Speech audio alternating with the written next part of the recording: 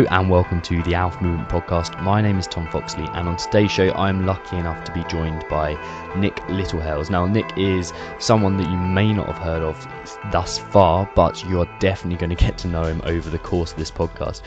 We go straight into it. There's no introduction to Nick, as he's got so much knowledge and he's so desperate to get it out there that we just kind of crushed it. And it's mostly him speaking, and he is a very knowledgeable chap. To give you a kind of background on who he is, if I haven't mentioned this already, he is probably one of the most well-respected sleep coaches out there.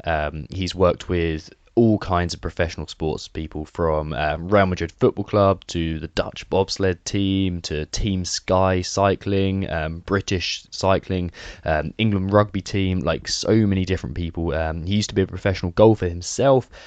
He is a hugely knowledgeable guy, and I particularly like his approach to sleep, talking about cycles. It's something that's really helped me, aiming to get 35 cycles of sleep per week in. He is also, luckily for you guys and for myself, because I'm definitely going to be using this code, provided us with a discount code. So all of the guys that listen to this show will get a 20% discount if they head over to sleepcoach.com and enter the code R90TOM, so R90TOM, and you shall get a 20% discount. Now, let's get into the show.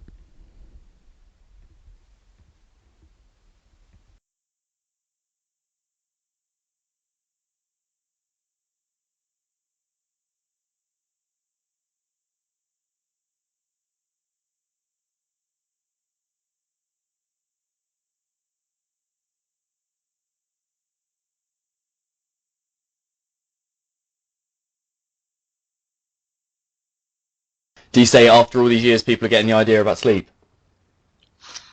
I think it's a combination of a couple of things, really. When you sort of look back in the history of sleep, there was a moment in time when we shifted from using polyphasic approaches, which was sleeping at more intervals during a 24-hour period, to a block one, which was principally around when we invented the light bulb. And so I think there's been another light bulb moment, and that was sort of tech. And since the mid-90s, there's some very early adopters, of course, but since the sort of mid to late 90s, pretty much it started to affect a greater degree of the population, and it's just gathered apace. And I think that's our sort of light bulb moment, when actually trying to just sleep at night is now almost impossible to achieve in many respects. So it's going back to the polyphasic approach and going shorter at night and using the other two natural sleep periods during the day to nap or to boost, so that you can actually, certainly within sport, your schedules are all over the place. So having a sort of set routine just doesn't work. And you look in all sorts of different areas. You see this all the time. We've just literally gone into a place where it's we just think we can do anything.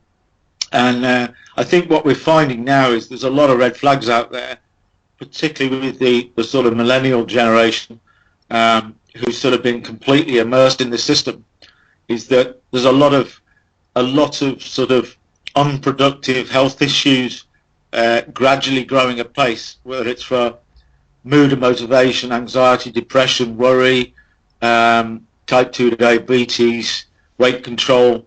There's all various things knocking around, and in sport, you find a lot of people just heading towards burnout too quickly. So I think when you combine all those things, along with the tech, that for the first time we actually have some way of measuring our sleep through the tech we have, it's just raising everybody's awareness that they've never done anything before about this. They do suffer from it. They don't really have any education at all. And so it's about time they did. Definitely. They're prepared to invest. So whereas a lot of times before I was talking to people and they were very interested in everything else, but they never had any budgets for sleep, and nobody would even sign one off, now it's different. And the corporates coming in there's lots of discussions going on of how we keep it going. The tech side's actually taking a little bit of a back step, because, you know, where we've been measuring a lot of things for a long time, so we've got a real consistency of data, we've got a real relationship with it, whether it's variable heart rates or whatever.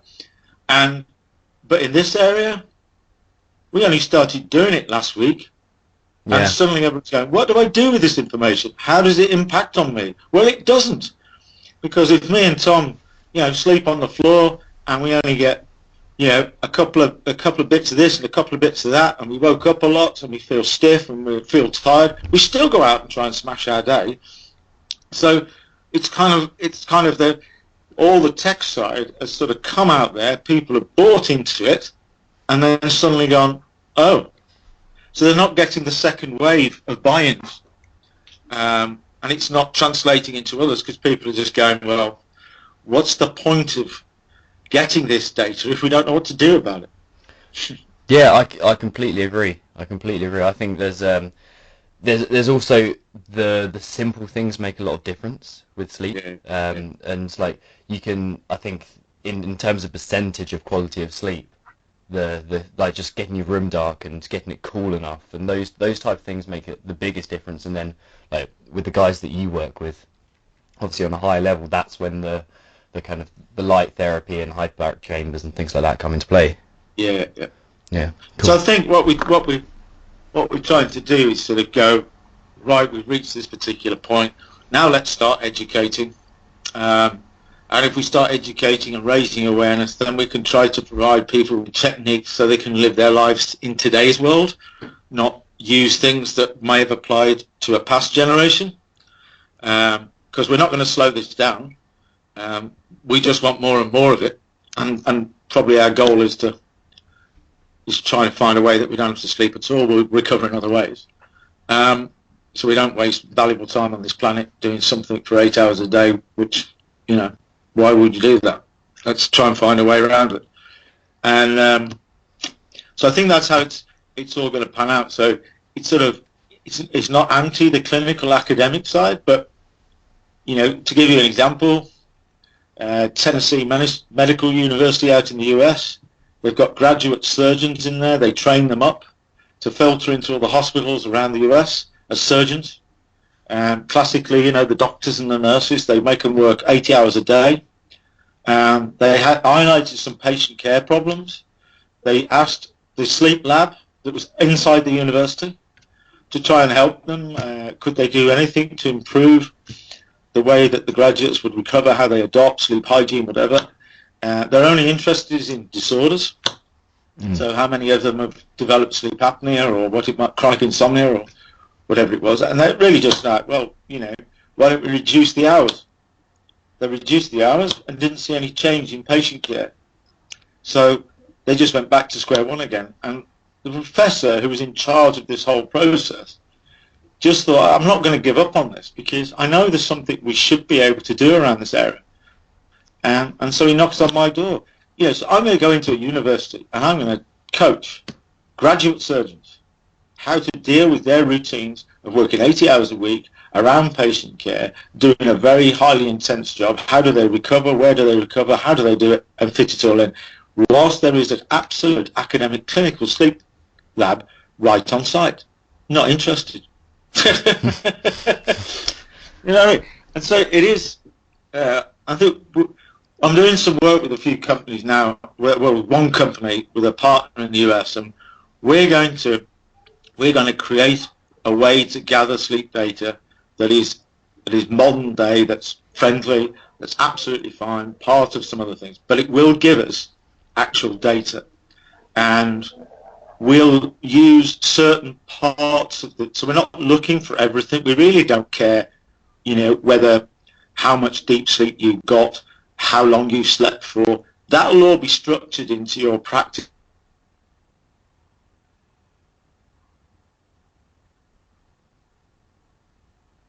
"20 minutes or a block of 4 or 5 90-minute cycles." We're just looking for the key markers that tell us where you were, and that then will translate out into identifying what may have caused those bits of data, overhydrating, nutrition, you did more exercise that day or whatever, and then that will go straight back into adjust it and see the markers going right again. And so it's sort of the next stage of measuring this stuff.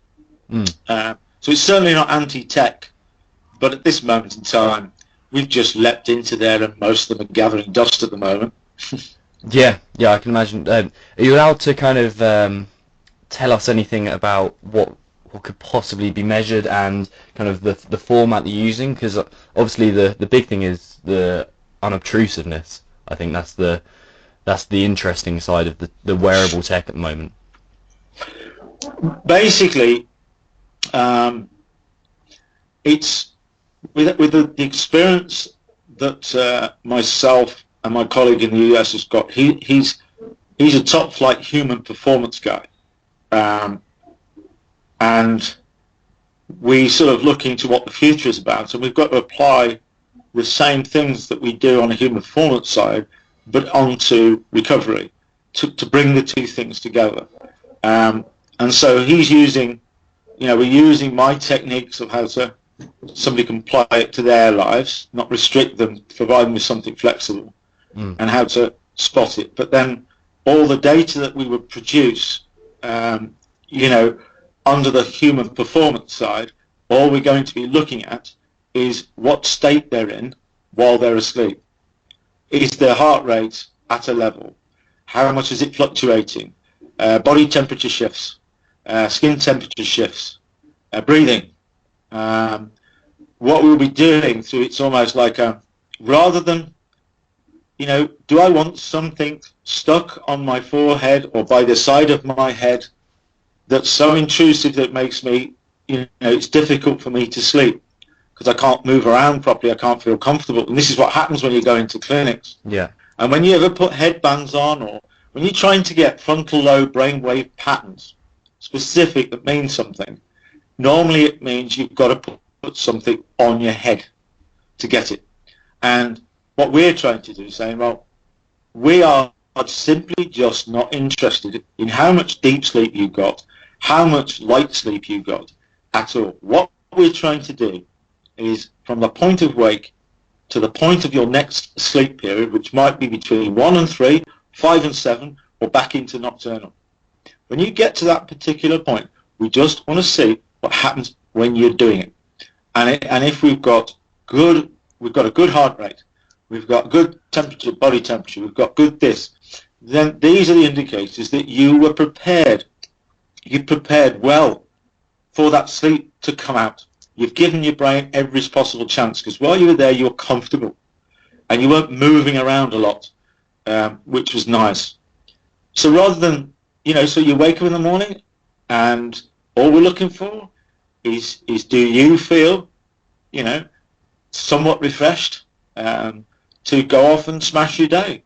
And that's pretty much, it's as simple as that. I can't go into too much detail about how we're going to do that, but it's kind of just, why would you want to know? Because sleep is such a variable thing, Tom. It's you go, what you'd have to do is, and this is where a lot of the groups I've worked with, they've leapt into tech and then they're leaping out of it again, because you would have to start, Tom's year, day 1, January.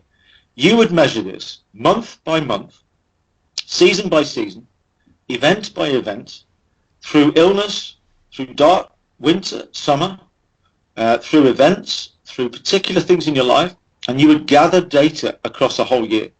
You would then see how that data correlates to certain times of the year, to when you were ill, to when you were that. And you could see how it was fluctuating right mad. Sometimes you woke up feeling great and you didn't get any deep sleep at all. How did that happen? Sometimes you woke up and felt absolutely shattered, but the data said you were absolutely brilliant, spot on, perfect night's sleep. What on earth is that? So it's it takes a long process of building up data, and then as you go into the next year, you know that when you're coming into February, and there's a particular thing that goes on in your February calendar, that your data's going to drop lower.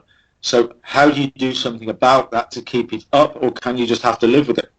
So we're more interested in having your own personal sort of what's called a polysomnograph, which is a bit like a sort of spreadsheet with columns on it, split into 90-minute cycles, and it's what's sort of going on throughout that particular period, and you're sort of almost working it subconsciously while you're moving through any period, and being able to, you know, it might end up as an app, it might end up, there might be some sort of wearable in there, it might be, we're doing some work with a university at the moment, a UK-based one.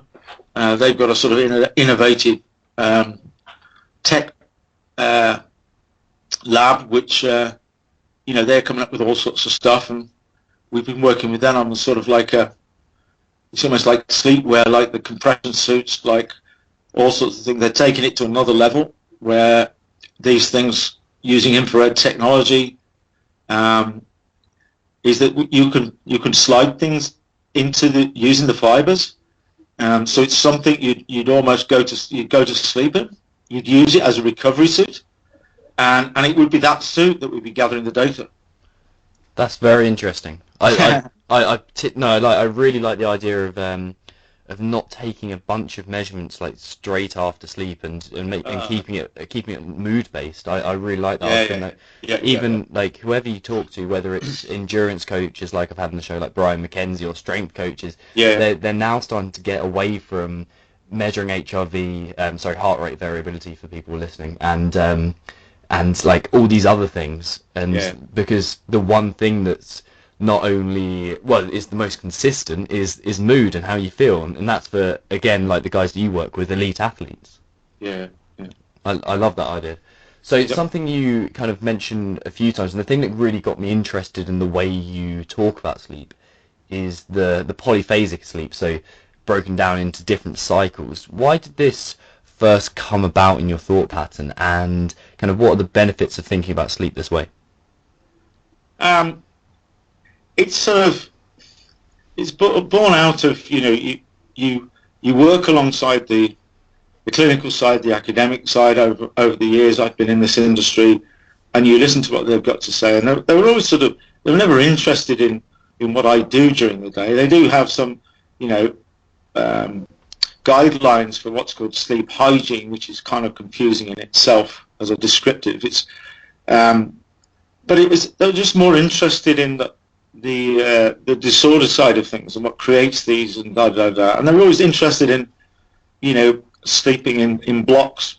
And yet when I was looking into it, I mean, anybody can do it, just bang it in your browser, and I was looking at circadian rhythms, and I thought, well, that doesn't really match up with what we're being told. It's not that anybody's telling lies or deceiving us, or it's just that in every single piece of research you see, right at the bottom, the little caveat says we're still learning, and we're not got a specific science about this.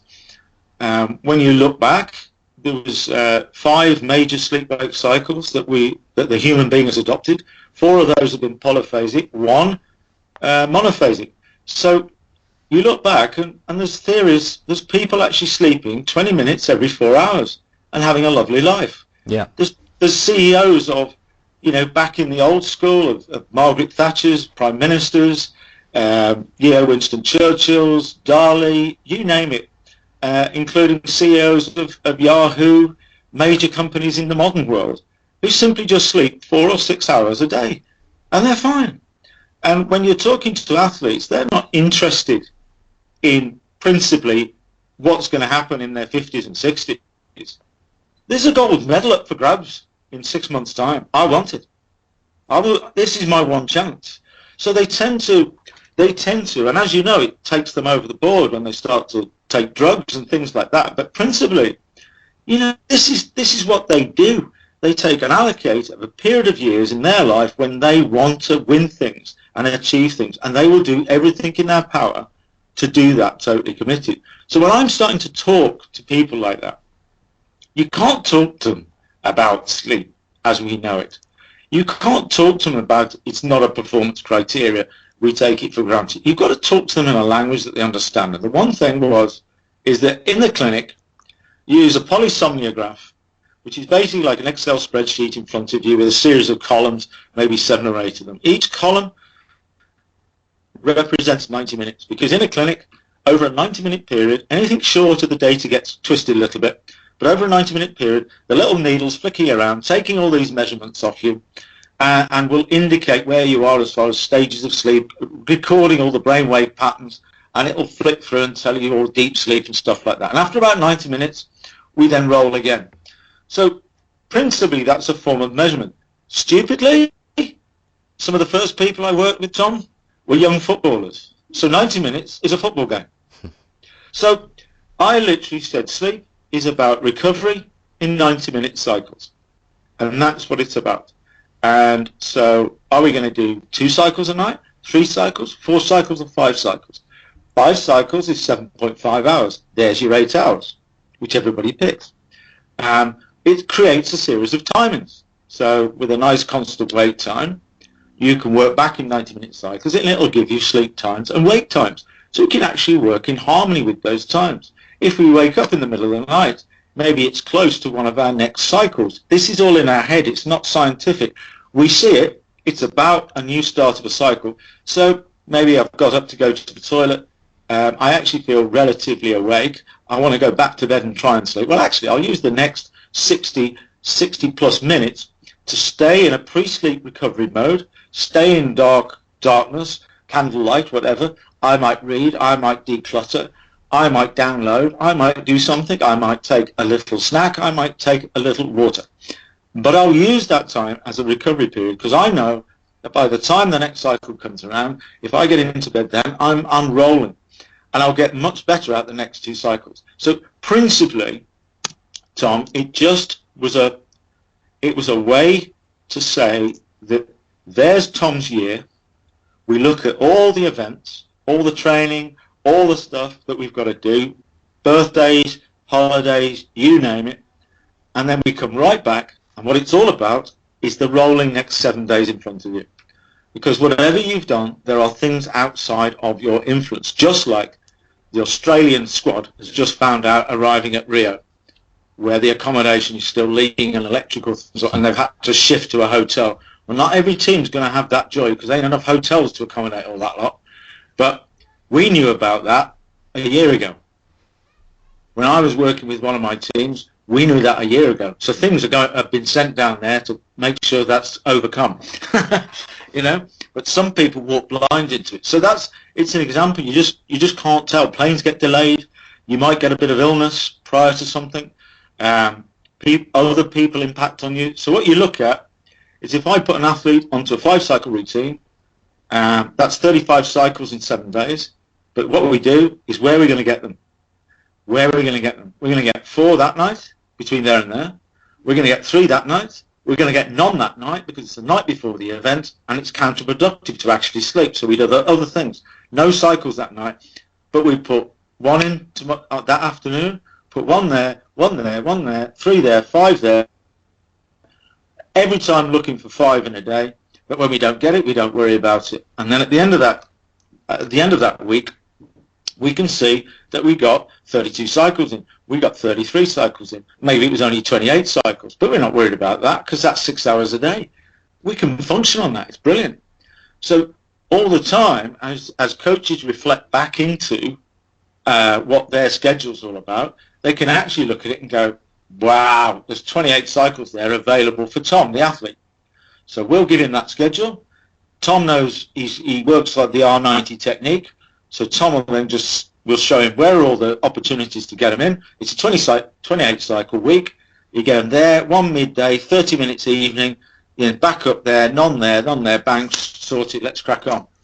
And so it kind of gives people a much better, subconscious way to, I wake up this morning, I'm speaking to Tom. Tonight I was going to do 5 cycles between 11 and 6:30. 6:30 is my constant wake.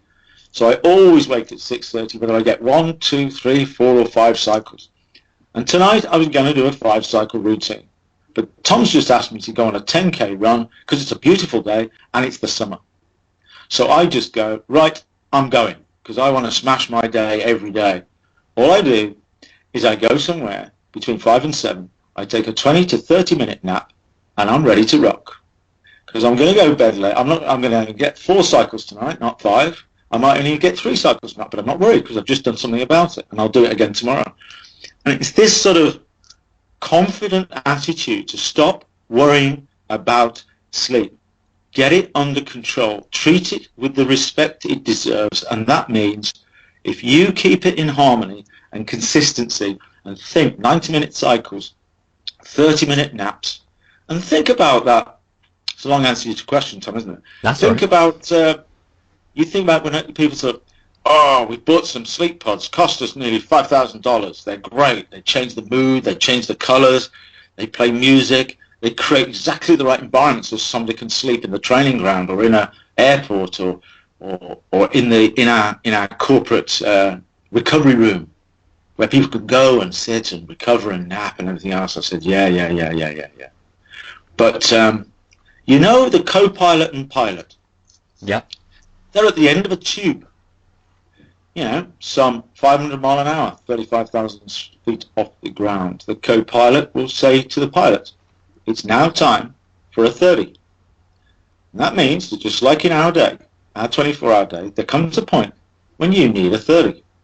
And what he does, he will take probably a coffee, a tea, something with some caffeine.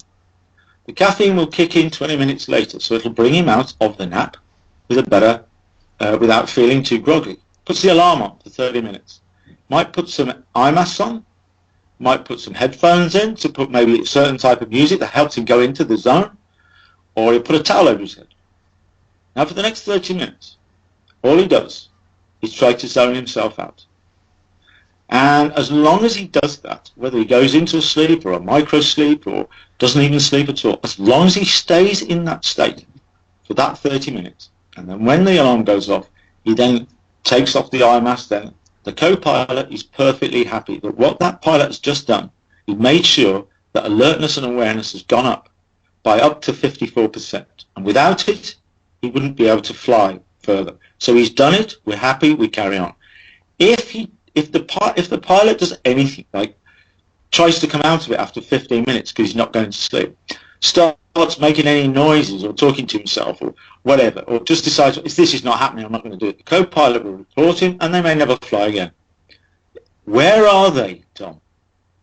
They're sat in the same chair, 35,000 feet up, 500 mile an hour, with the co-pilot right next door to him. Why do we have to make napping such a serious thing? Go to the toilet, sit in the cubicle, shut the door and do it.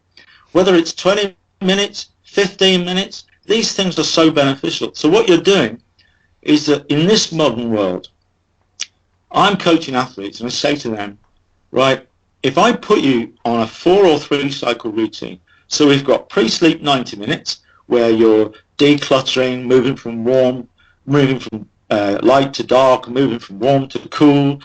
You're helping your brain, really. This is all about you downloading, getting rid of the day, emptying the bladder, emptying the bowel, doing maybe some meditation, yoga. So that's 90 minutes. Now we're going to do 3 90-minute cycles when you're actually asleep. This is 4.5 hours.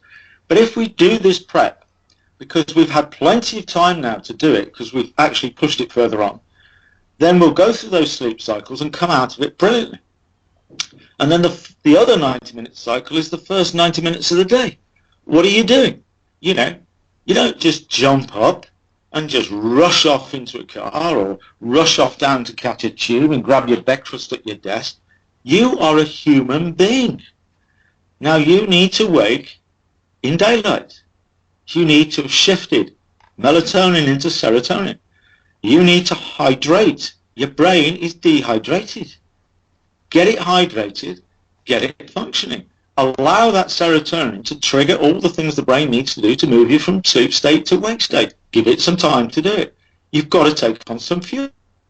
You've taken on some fuel that you want to digest, which will help you through the day. You also want to unsuppress your bowel to get rid of the waste. Now you're ready to start your day and to look at notifications and to go out into the world. So it's kind of like, it's never been more important that first 90 minutes of the day is, for God's sake, don't pick that device up, swipe the alarm off, and then trawl through the masses of notifications that can be anything from Donald Trump's just changed his hair colour to disasters and shootings in Munich or whatever, or you know, Pokemon things or this or that or anything else. Suddenly you can get engrossed with those things. And what we always do is about control.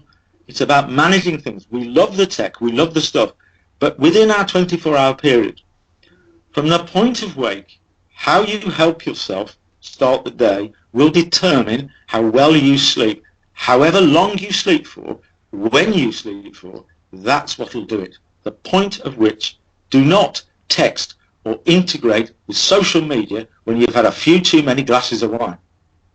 It's true. Yeah, I really like that. We're silly. So in the morning, you know, just go and do these. If you know, as we shift from season to season, we can't. You know, you and I, we live outside all the time. When it goes dark, we make a fire to keep us warm because the temperature has gone down. Now, I'm an AM chronotype, you're a PM chronotype. That means my melatonin's building much quicker, so I'll fall asleep quicker than you. You'll be about an hour to 2 hours after me. The sun starts coming up, the temperature starts to rise. My AM chronotype reacts to that much quicker than yours, Tom. So I'm up, I make the fire, I get the food, I start cooking, make some coffee. You are an hour or so behind me. You wake up, you eat and whatever, we da-da-da, and off we go. For the rest of the day, we're in daylight. All the time. Daylight, daylight, daylight. Until that process happens again. That is the circadian rhythms of the day. That is what we are as human beings. And if that process doesn't go on, we won't be on this planet. If that sun goes away, we won't be here. So you really, by learning about the circadian rhythms, by learning about cycles and rhythms and patterns, by learning about your chronotype and how that really affects when you're at your best and not, when you can sleep and how you can sleep, taking the pressure off that, you know, this whole process of I've got, you know, my timings, Tom, my routine, which will be common for most, is the one thing this whole process loves is a constant wait time. All of us has got one. Whatever chronotype you are, we've got occupations, we've got families, we've got things to do. So principally, as that sun starts to come up and reaches a certain point, and we will have to get to work for 8 o'clock or 9 o'clock, that determines your wake time. Now for me, that's 6:30, because my chronotype is morning, so literally that sun doesn't have to be up too long before I'm rushing around trying to do all my positive things, and as the day progresses, I start to fatigue. So you use naps to boost that along so I can still smash it late at night. So when you're looking at that whole sort of process, you bring it right back down to, I would actually just like to sleep 3 cycles at night. I'll do 2 recovery cycles, one at the start, one at the end. I'll watch everything throughout the day, and I'll be absolutely fine. Because at the moment, I haven't got a clue. I just say, I try to get 8 hours. I think I sleep okay. Mm. So what? Yeah. Nothing more. Whereas actually, yeah. So what are your thoughts on? Sorry, can you hear me? Yeah. Yeah, cool. So what are your thoughts on building up almost like a bank of sleep first? Is that something that you can do, or is it complete bullshit? What, you mean sleeping for 3 or 4 days solid and then not sleeping for 3 or 4 days? Well, or sleeping for, like, put an extra cycle on the end of sleep for a few days, and then knocking one off for a few days after that. Oh yeah. That's what I mean. It's sort of, when you're sort of looking at there's all sorts of things that are very sort of counterintuitive with actually being able to go to sleep. It's about your brain being in a particular state of mind that it feels very secure. You know, you're not hungry, you're not dehydrated, you're not still trying to digest heavy foods. Obviously, you're comfortable with thoughts and everything else. You're in a comfortable environment, so you're not too hot. And you're generally happy, so it'll start to shut things down and take you towards the deeper sleep stages, which are quite difficult to get hold of sometimes. Only 20%, whether it's an hour or 8 hours, that you'll get in that area. So it kind of, when you start to think about those things, it's not a quality and quantity thing, but what I do is if you start with a 5-cycle routine, so mine works, you've got 6:30, you then come back to 5 a.m. That's the last cycle into 6:30, and then you come back from that is 3:30. You come back to that is 2 a.m. You come back for that is 12:30, and then you've got 11 o'clock. And either side of that, I've got 9:30 into 11 o'clock, which is the pre-sleep 90 minutes, and from 6:30 to 8 a.m. is the post-sleep 90 minutes. So it's actually 10.5 hours. It's actually 7 cycles to get 7.5 hours out of 5. So when people start to look at it like that, it's like, well, that's a lot of time. So what I would tend to do is I'm always looking to try and get 35 cycles maybe, but actually I found out very quickly that I'm perfectly happy on 4. If I can get, so what I do is I shift the pre-sleep from 9:30 into 11. I shift that to 11 into 12:30. I then sleep for 12:30, roll through to 6:30 and come out as a post-sleep to what I do for that first period of the 90 minutes. So what I've done is I've actually found out that I've reduced the amount of sleep I've got. I've put more emphasis on the start and the end of it. So the actual bit in the middle is far more productive. I don't wake up to go to the toilet. Most people go into the toilet, waking up and going and empty your bladder. 5 minutes and stop it. Stop it. It's pointless. It's about a continual role of moving through each 90-minute period, helping your brain during the course of the day get as much opportunity to get that going. 1 cycle, 2 cycles, 3 cycles, wait, get on. You know, hours and hours and hours are just wasted with people trying to sleep, catching up with sleep. And as I run athletes into, you know, the Rio Olympic Games, for example, as they get closer to the particular events, you know, like the swimmers who love to get up at the crack of dawn and bash the lengths out in the pool. That's what they naturally do. That's what swimming's all about. But most of their heats and finals are all at 9, 10 o'clock at night. You've got AM and PM chronotypes in those groups. So you have to look, is it during certain times, we might be having them sleeping every 4 hours just for 30 minutes as they roll into that event, because that's the only way they're going to be able to do it. So the kind of thing you're looking at is within a 5-cycle routine, you've got periods where you could just do 3 cycles and boost between 1 and 3 and 5 and 7. You can have the 5s when you get it, maybe when you're on holiday, where your breaks from work, you might like to do that. But what you generally find out with this is you can do it shorter and you can do it better. And once you remember the sort of pilot story, you do not. I can nap in front of you, Tom, while you're talking to me. Okay. Right? Yeah. And that's how you want to think about it. And there's some lovely, lovely little interventions, some little biohacks, and things like the human charger, which is puts light straight through the ear canal into the pineal gland, which gives you a serotonin boost. That's great for jet lag. It's great for you're at the desk, you're feeling a bit of fatigue, or you want to come out of a nap, so you put it on. It just looks like you're listening to some tunes through your iPod. Yeah. So nobody knows what they're doing. And all it does is sort of like, can't get a nap. I can't do it today, but I am going into that, you know, classic urge and need clash, corporate graveyard slot, 1 and 3. So I'll give myself a little boost. Getting outside ideally is even better, but that's not always possible, particularly when the seasons change. So it's a lovely little thing to have around, and whether you're on the train, when you're in your office, you can give yourself a little boost. You can have a little, you know, and you can do it at your desk. All you have to find out is just, this is a controlled recovery period.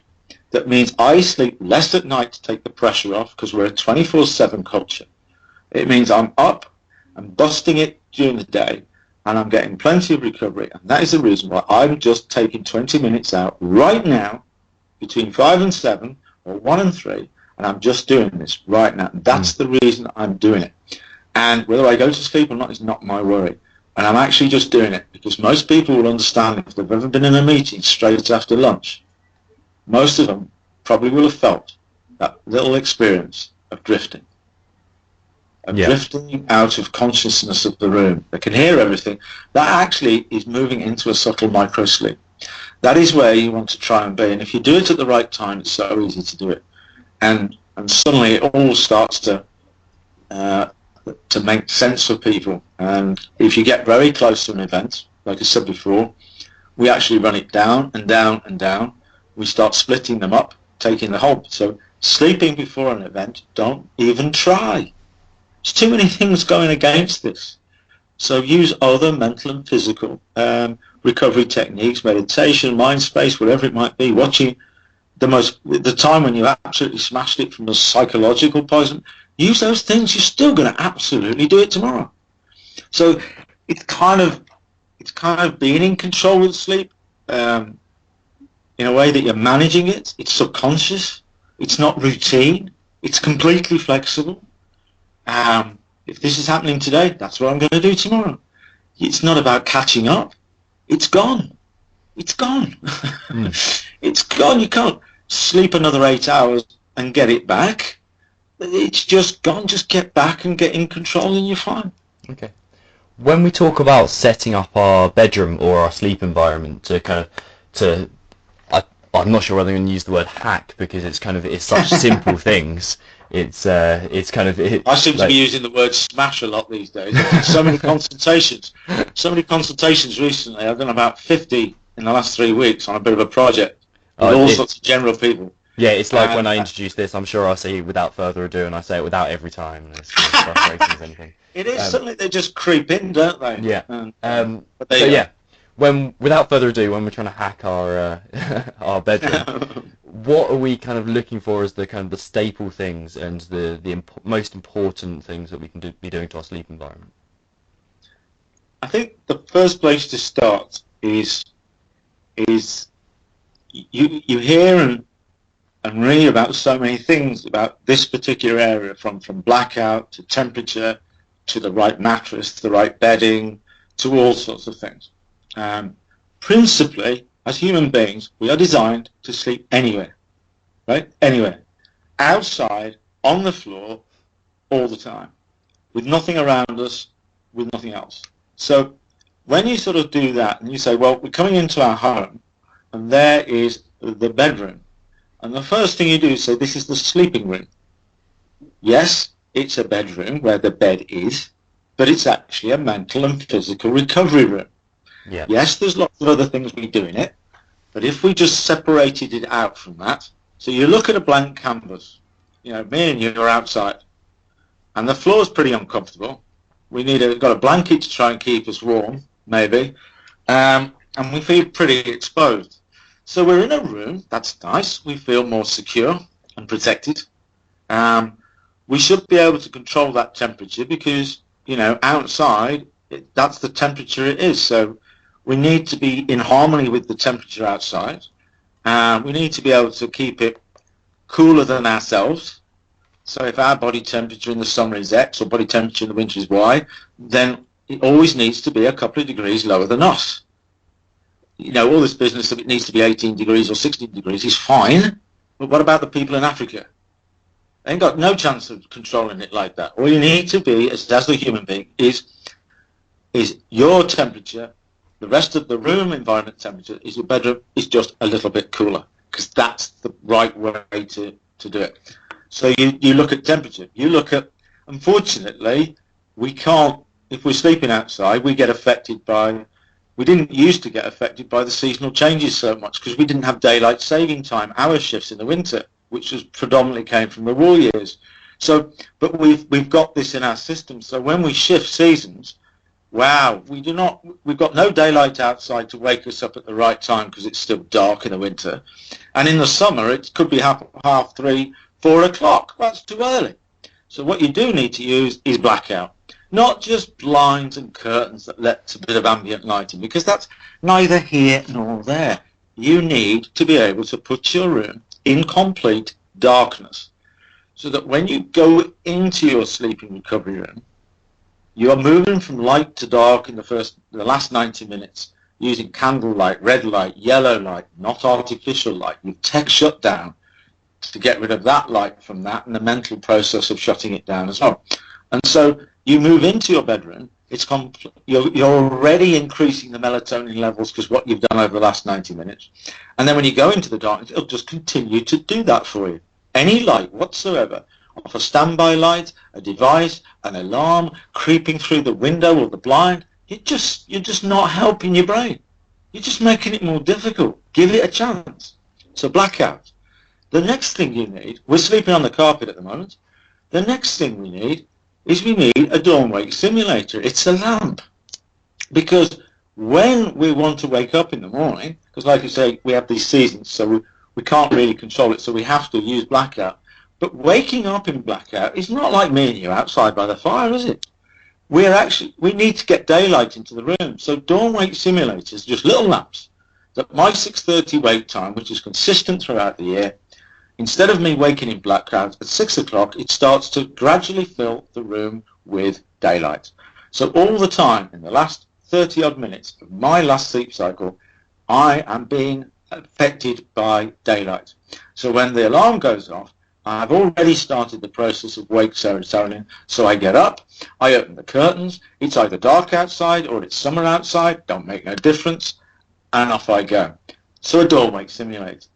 Now, the best position for us to sleep in, wherever we are, mentally helping your brain, is on the opposite side to your dominant side. Even if you're ambidextrous, there is going to be one side you're going to kick me and hit me with, right?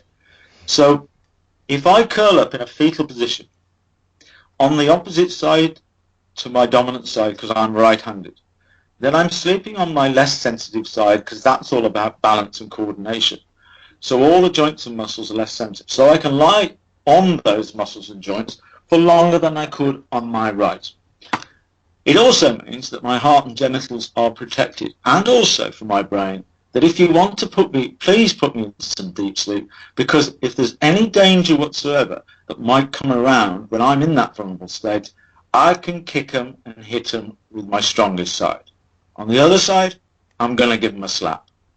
So the brain loves that position. It's fetal.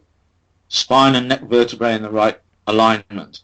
On the less sensitive side, able to protect yourself. So I curl up onto the floor. Onto the floor in that bedroom, there will be a dirty great big gap between my head and the floor if I keep my neck and spine aligned. And this has never been more important, because while we have covered postural chairs, standing up at our desks, good posture, everything else, don't look down at your laptop. What are we doing all the time now? Oh, yeah, exactly. It's my pet peeve. How many thousands of people, we are never going to have our device up at eye level, Tom. Never. It's never going to happen. We might have glasses or things on our head that does all this for us, or we're looking down at our wearable watch or whatever it is. But at the end of the day, we're bent, looking down, and when you get Pokemon Go come out, it's almost hilarious.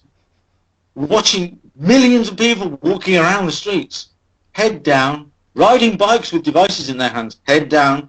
So the neck vertebrae is under some serious pressure right now, and will continue to do so. So this alignment is really important. You've got that big gap between the floor. Now all I want to do now is say, could I put something on the floor that would fill that gap? Well, I could put pillows there. But when I move to my front, the pillow is going to be aggravating, switching my head from left to right, and also pushing it up. So try to go right to the edge of a pillow when I'm on my front.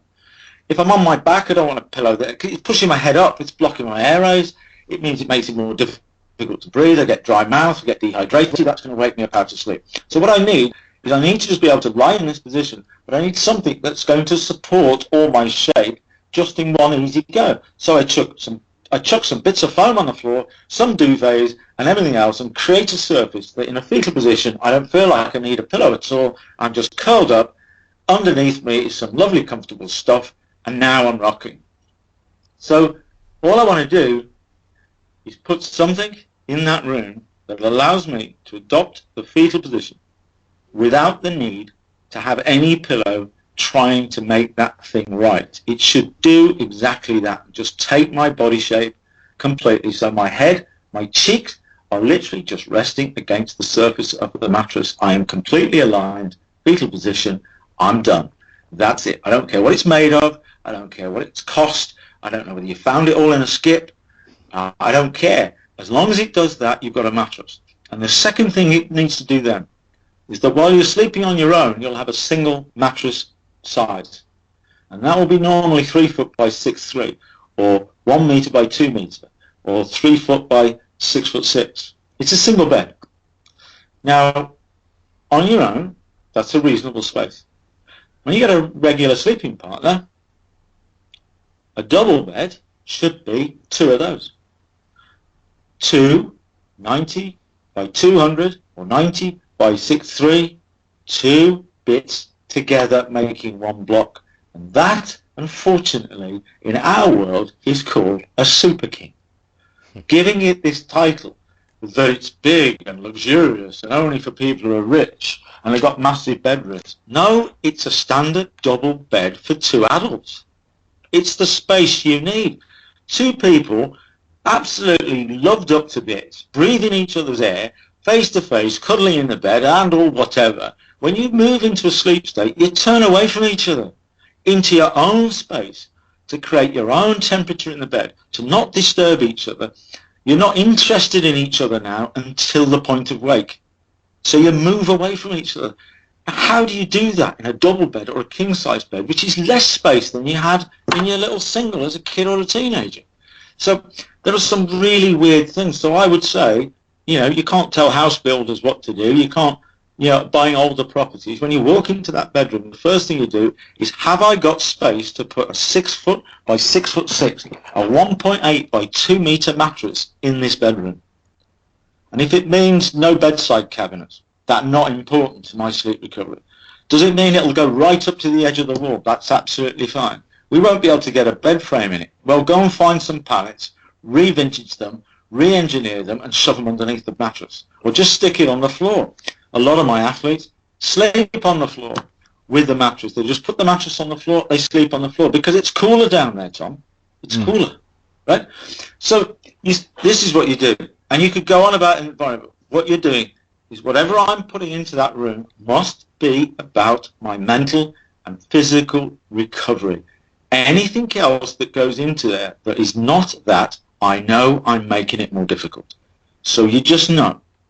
Keep it to the very simple basics. And then anything else, be careful, because you're just making it harder for you to be able to go and do what you want to do tomorrow. You're wasting valuable time if you bring that TV in.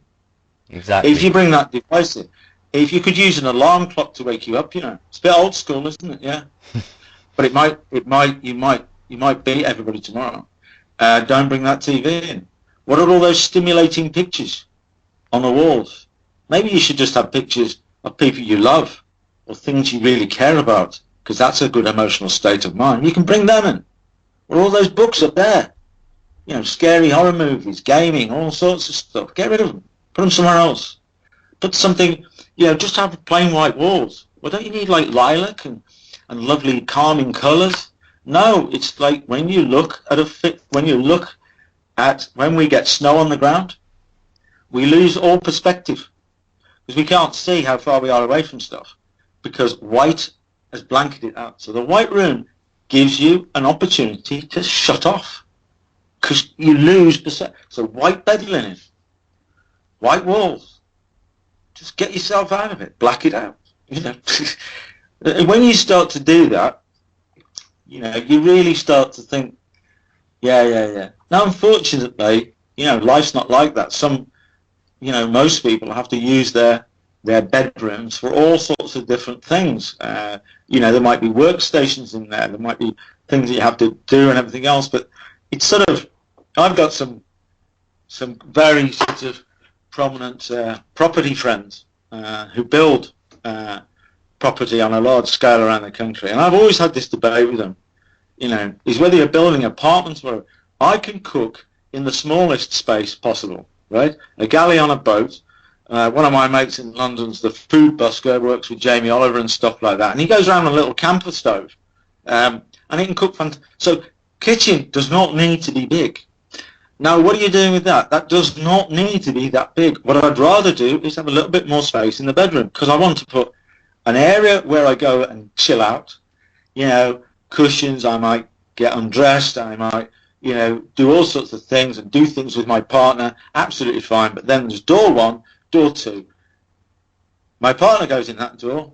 When we've finished, you know, I go in that door, into our sleeping room, get fully recovered, come out, and have a fantastic relationship.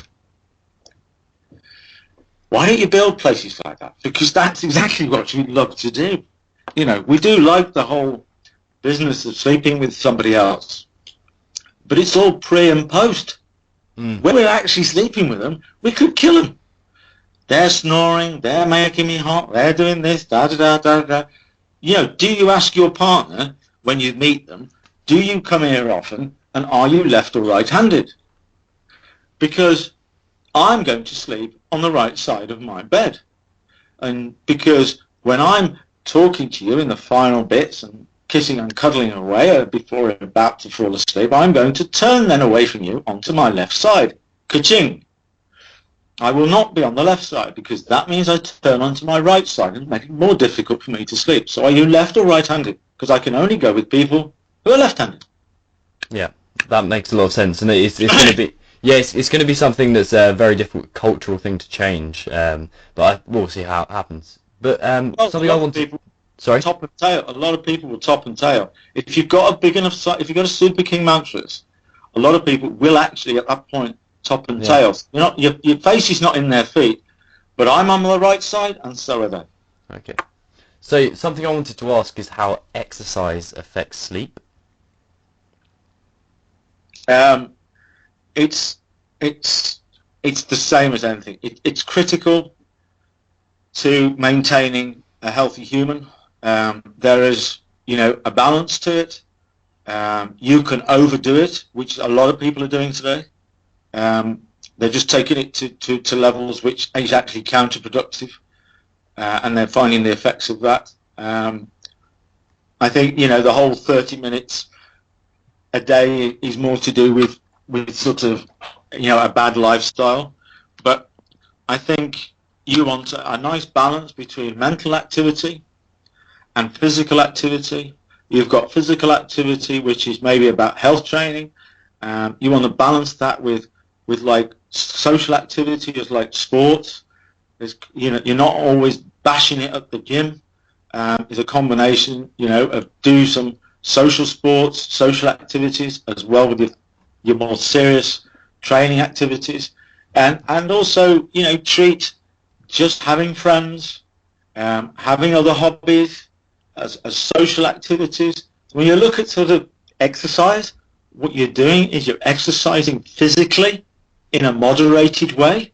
So some of it is walking or playing some sport with friends or in little club competitions. Some of it is quite intense when you're doing that sort of conditioning side, and there's a nice balance between the two. And you also have this mental thing. It's a nice balance of integrating with different types of people. You know, don't just have all the same people doing all the same things with you all the time. You've got those people you play a bit of sport with, those people you go and do some dressmaking with or cookery with or whatever. And you keep that nice balance. What you do is you've got a healthy physical form and you've got a healthy mind form. You get those two things out of sync. One doesn't actually help the other. Okay, that makes a lot of sense. And then the last thing I kind of wanted to touch upon is sleep boots and your thoughts on sleep boots. Sleep what? Sleep boots. Sleep boots? Yeah, for physical recovery. Obviously, you haven't heard of them in that case. No. In terms of pumping fluid or draining lymphatic system, I think is a better way of putting it. Oh, right. You mean they are actually boots you put onto your feet, are you? Yes, yeah. Right, that sort of stuff. And they're, yeah. Okay. Yeah. No, did you want to say something else, Tom? Sorry. I absolutely know nothing about them. Okay, and then is there anything about like hyperbaric chambers or altitude tents or anything like that you think is particularly important for people to know? I think, you know, I work around a lot of these things, and it's more to do with, trying to extract very small percentage marginal gains, some very elite athletes, or in particular with certain sports where they are using altitude, they're actually having to perform in different altitudes, which makes sense. You can translate it with the cryotherapy, with compression. There's lots of little areas where you can sort of see that they can help. But in general terms, like anything else, in isolation when it comes to recovery, they will have a very little impact unless you have restructured your approach to this recovery process called sleep. Because if you haven't got something to work with, then these things tend to come in. It's a bit like, you've got some sleep problems, you end up then going to the pharmacy, you'll get some valerian, or you get some Nitol, you get some whatever it is, to try and help that way. And if it doesn't do that and it gets really, really serious, you go to the doctor and they will prescribe drugs. And you get onto the drugs. It's sort of like anything that comes along, what you have to do is be able to find out how you can recover better before you start doing these things. But, there is a great deal of evidence that they're fantastic. But I've had athletes having them built inside their homes around their beds, right? Mm-hmm. And so they sleep, in these tents for altitude. They sleep in all sorts of things, and you've got athletes who listen to vacuum cleaners for the white noise because it's what their mom used to do, vacuuming around them while they were sleeping. There's all sorts of weird little things that go on around this process, and all I can say is get your level of awareness in this area. There's 7 areas. We call them the KSRIs. It's part of the R90 technique.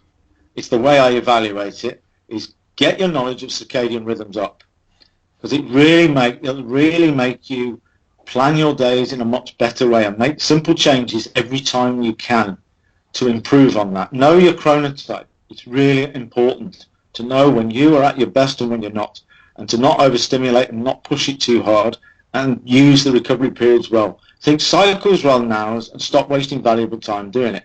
Get it under control, use it really effectively, and you'll have a very positive effect. Look at the balance between activity and recovery and treat it as one in the same.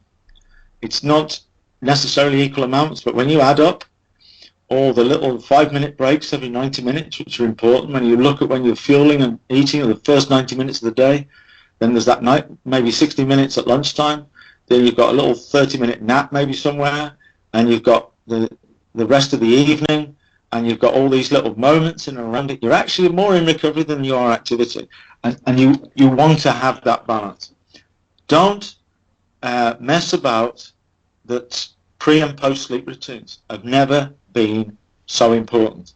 The pre-sleep routine starts from the point of wake. Everything you do along that route is going to add up to how well your brain will give you sleep at what level. And the final 90 minutes of that is for you just to make sure that everything is in place for you to get the best out of 1 cycle, 2 cycles, or 3 cycles, because that's what you're trying to do.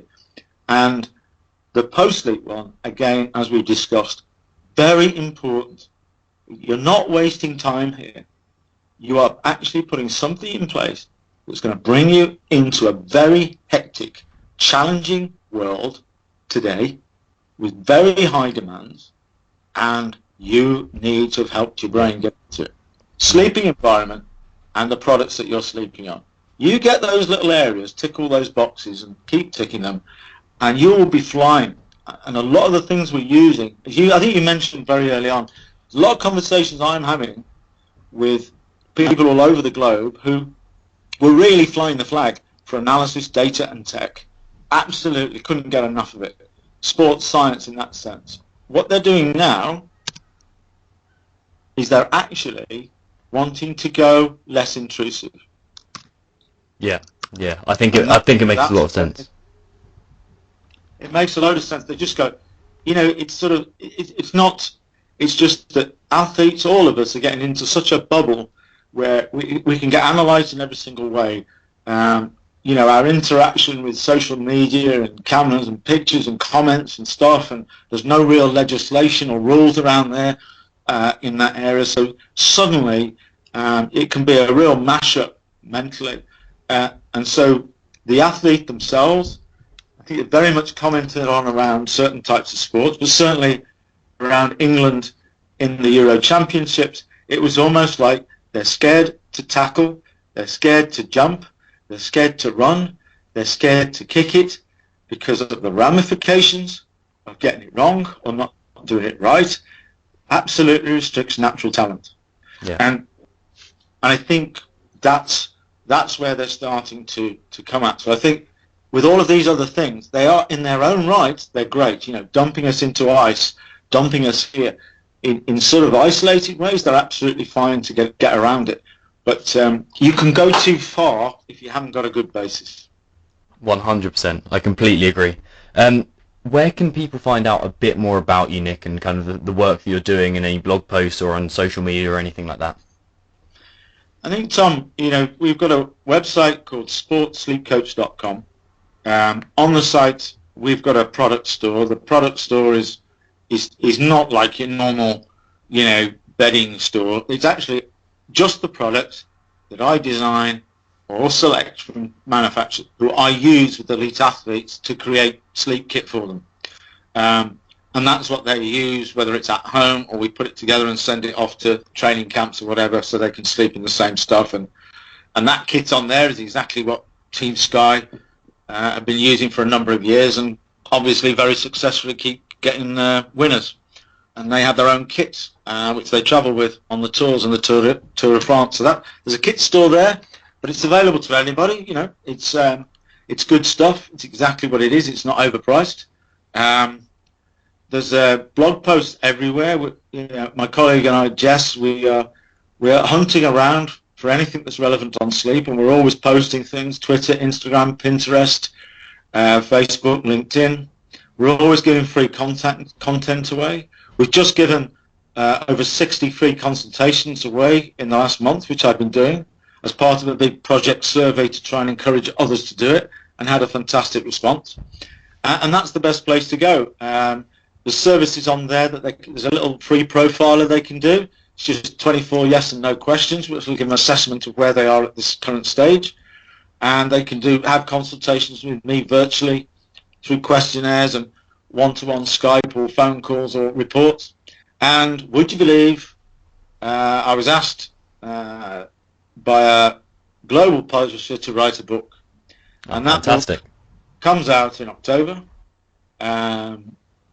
So in a very short space of time, it'll be, you know, on all the usual places, online, offline, wherever. It's a bit. It ended up being a sort of, how did you get into this role? Almost like semi-biography, then turns into, this is what you need to do. And it's from all the people who've been involved with the book so far, they, you know, without me saying it, they're loving it. So I'm quite happy when that comes out. Excellent. And what's the title of the book? Would you believe? Would you believe? Cool. Just sleep. No, just sleep. Just sleep. It's not even just sleep. It's just that header is sleep. Perfect. Okay, that'll do it nicely there, Nick. Thank you very, very much. My pleasure, Tom. Thank you for listening to another episode of the Alpha Movement Podcast.